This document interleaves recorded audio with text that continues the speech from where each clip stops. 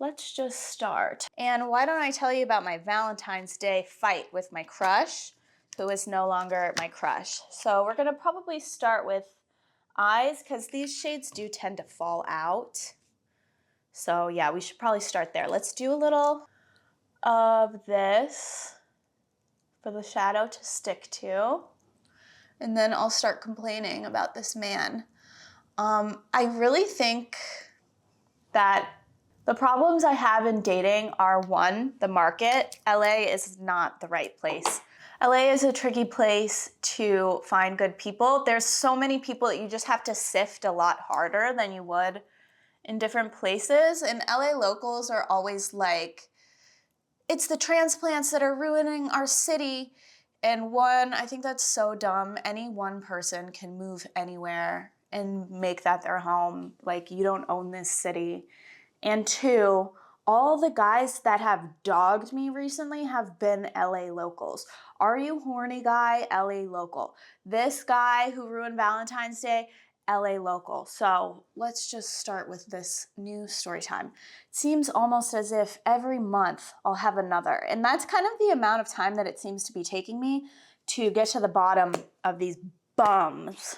So yeah, I'm a little mad. Also, you're getting a little extra aggression out of me because I babysat yesterday and now I feel sick, and that would happen. No good deed goes unpunished. So let's use this color to start, and we'll do like a grayish kind of eye. Oh wait, it's definitely gonna turn out mauve-y with that color. Let's not use that color. Let's use this, because I don't want it to be too purpley today.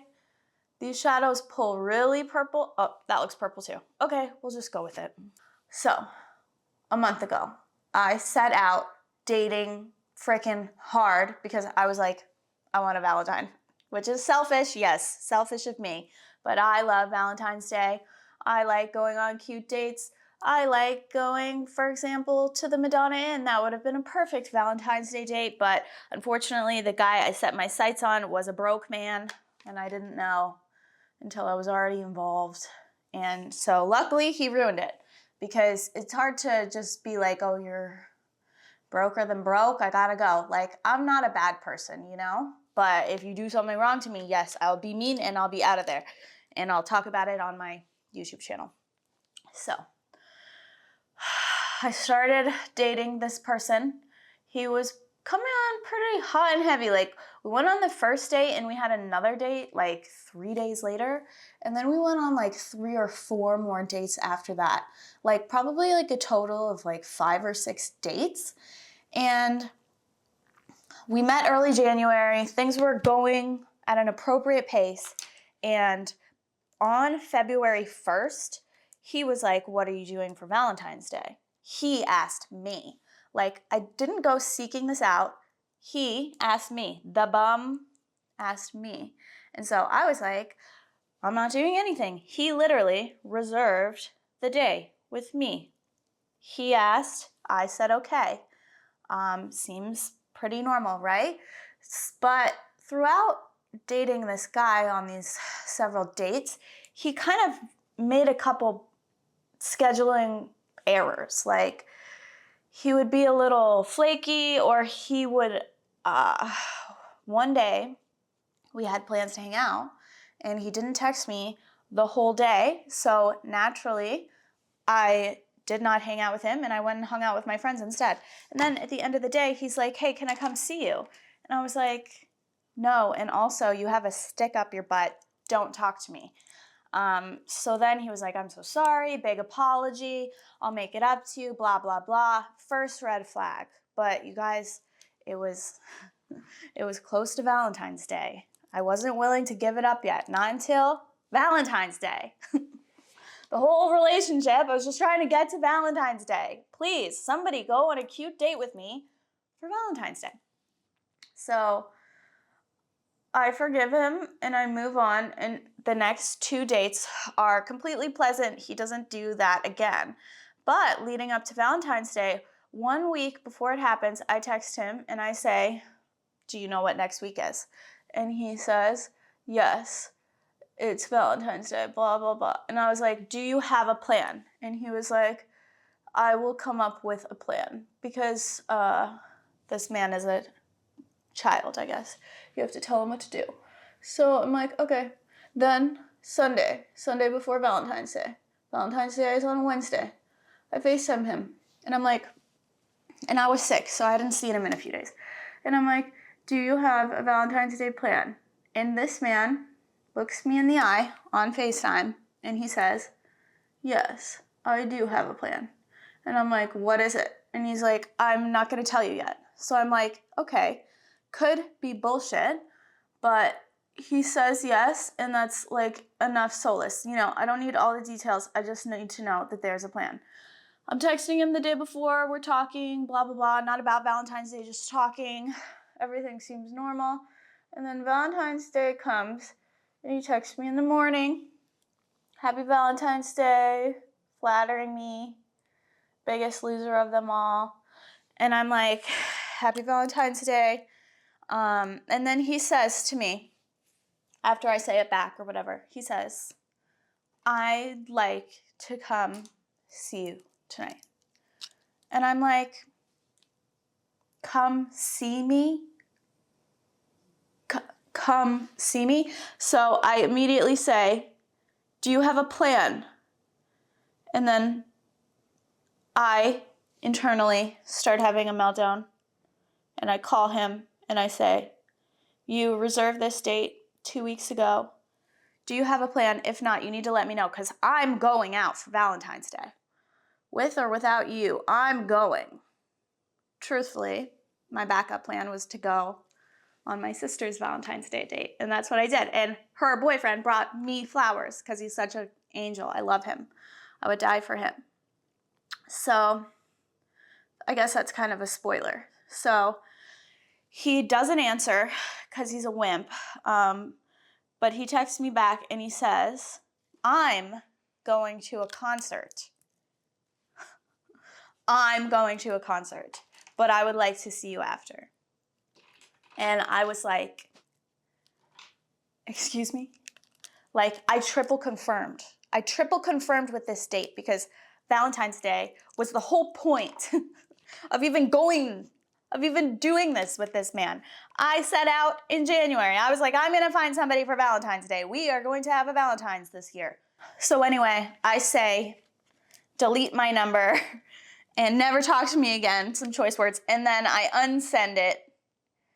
And I'm like, this, I'm so like trying to be mature and stuff, but I can't.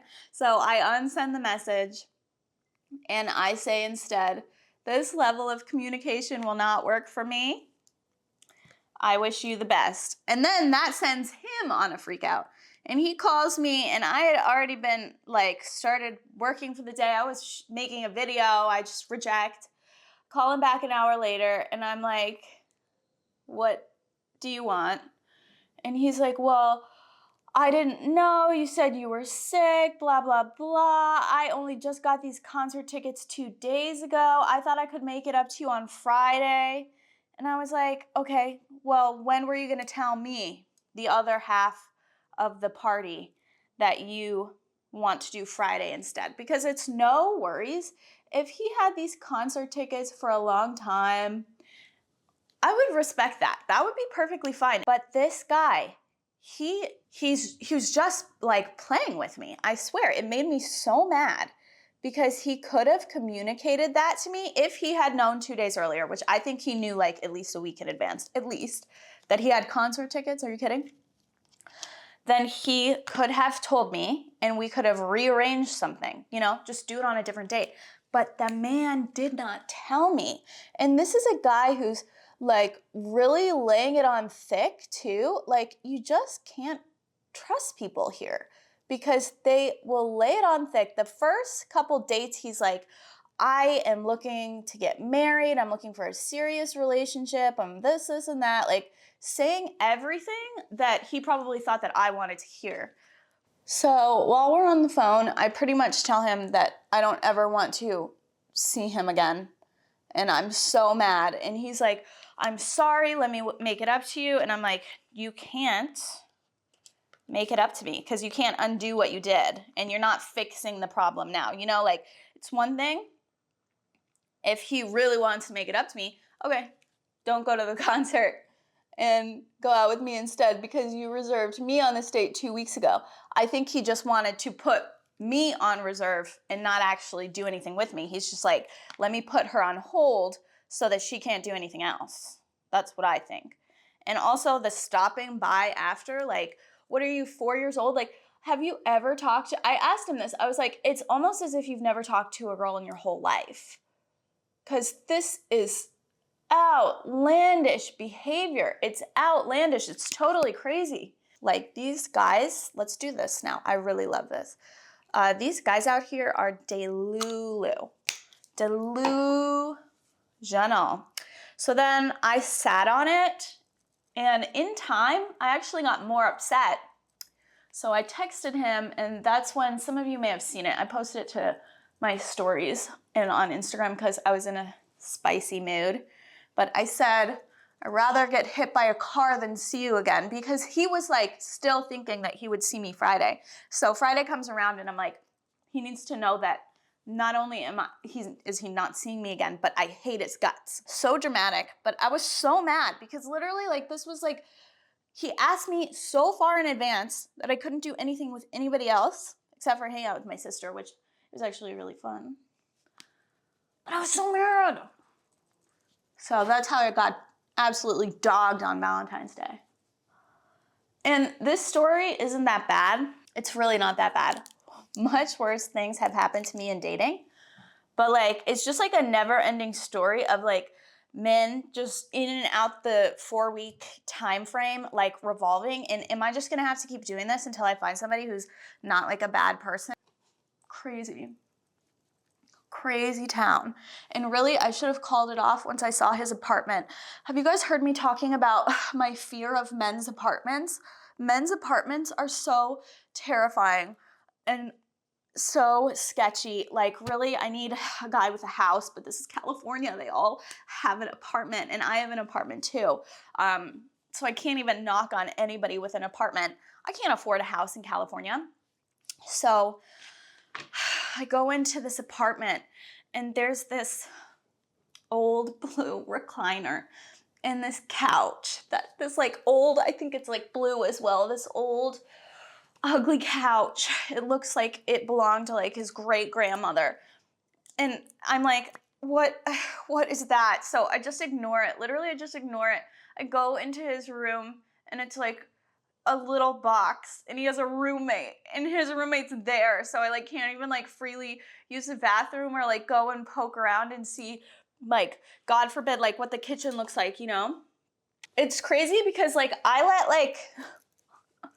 let that apartment slide, and he wouldn't even like take me out for Valentine's Day. Like, it's so ridiculous, especially considering like we were in regular contact. We were hanging out a lot. He was saying things to me like he likes me so much, blah, blah, blah, blah, blah, blah, blah. He thinks I'm X, Y, and Z, blah, blah, blah. Like, just like laying it on thick, which is also a red flag. Like, talkers are always end up to be like full of it, because really, like, what matters, words don't matter, especially like every year that you get older. Words that men or women say, they mean less and less and less, and what means most? Actions, always, always, always. So I should have seen that, but there weren't any red flags just yet, besides just kind of like a couple things that I was like, that doesn't sound like the truth. I'm telling you, that apartment, like, you go in the bathroom and like everybody's walking on the bath mat. Like, I was like, he asked a couple weeks ago, like, well, what could I do better in my apartment? And I was like, oh, let's start with the bath mat. Like, you don't mind everybody walking all over it in their shoes, in their dirty shoes all over your bath mat?